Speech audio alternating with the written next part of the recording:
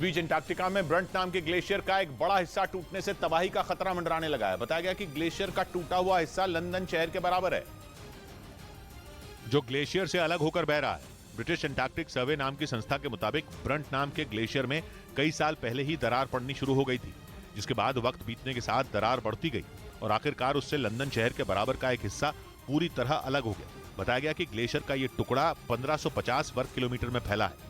Glacier के इस टुकड़े के बहने की कुछ सैटेलाइट तस्वीरें भी सामने आई। आशंका जताई जा रही है कि आने वाले वक्त में ये बड़ा खतरा बन सकता है, क्योंकि अगर ये पिघला तो समंदर में पानी बढ़ जाएगा, जिससे उसके किनारे बसे शहर डूब सकते हैं। उधर यूके ने आरोप लगाया कि रूस और ईरान के हैकर उसके नेताओं और पत्रकारों की जासूसी कर रहे हैं। ब्रिटेन के NCSC यानी नेशनल साइबर सिक्योरिटी सेंटर ने इस पर अपनी रिपोर्ट जारी की, जिसके मुताबिक हैकर उन लोगों को टारगेट कर रहे हैं जो ईरान और रूस से जुड़ी रिसर्च पर काम कर रहे हैं। हालांकि यूके के नेशनल साइबर सिक्योरिटी सेंटर के अधिकारियों ने इस काम में ईरान और रूस की सरकार का नाम सीधे नहीं लिया। लेकिन जिन हैकरों के ग्रुप ने यूके के नेताओं और पत्रकारों की जानकारियां चुराई, वो इन दो देशों से जुड़े हुए हैं, जो बड़ी चतुराई से अपने टारगेट का पहले भरोसा जीतते हैं और फिर उनके साथ वर्चुअल मीटिंग कर उनका डेटा चुरा लेते हैं। इधर मध्य प्रदेश के जबलपुर में नीलेश जैन नाम के कांग्रेस नेता के विवादास्पद बयान के खिलाफ राजमणि सिंह नाम के बीजेपी नेता ने FIR दर्ज करवाई और इस दौरान उनके साथ बीजेपी के सैकड़ों कार्यकर्ता भी मौजूद रहे। धारा 504 IPC की कार्रवाई की गई है। 2 दिन पहले जबलपुर में कांग्रेस के ग्रामीण जिला अध्यक्ष बनाए गए नीलेश जैन ने हाथ से हाथ जोड़ो अभियान के दौरान यह आपत्तिजनक बयान दिया था। पूरे जबलपुर में हाथ तोड़ो यात्रा होना चाहिए। सोशल मीडिया पर बयान वायरल होने के बाद बीजेपी ने उनके खिलाफ केस दर्ज कराया। इस बीच GNU और जामिया मिलिया इस्लामिया यूनिवर्सिटी के बाद गुजरात दंगों पर बनी BBC डॉक्यूमेंट्री पर दिल्ली यूनिवर्सिटी में बवाल हो गया।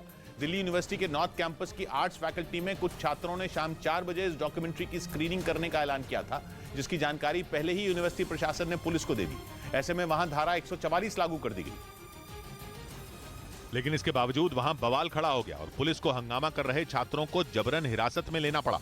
ऐसे में कुछ छात्र कैंपस से बाहर आने को तैयार नहीं हुए, जिनके हाथों और पैरों को पकड़कर पुलिस बाहर लेकर आई, लेकिन वो मेन गेट पर आकर अड़ गए और वहां से जाने को तैयार नहीं दिखे।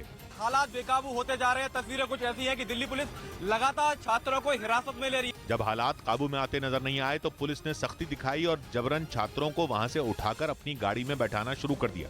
लेकिन ये सब करने के लिए पुलिस को सैकड़ों छात्रों के भारी विरोध का सामना करना पड़ा, क्योंकि दिल्ली यूनिवर्सिटी की आर्ट्स फैकल्टी के बाहर शुरू हुए इस हंगामे को कैंपस के अंदर पहुंचने में देर नहीं लगी और वहां छात्र BBC डॉक्यूमेंट्री की स्क्रीनिंग के लिए लगातार नारेबाजी करते रहे। हालांकि भारी पुलिस बल की मौजूदगी की वजह से छात्रों को बाहर निकाल दिया गया, लेकिन कैंपस से बाहर निकलने के बाद भी कुछ छात्रों की पुलिस से जमकर बहस हुई। इस दौरान कुछ छात्रों ने जमकर नारेबाजी भी की।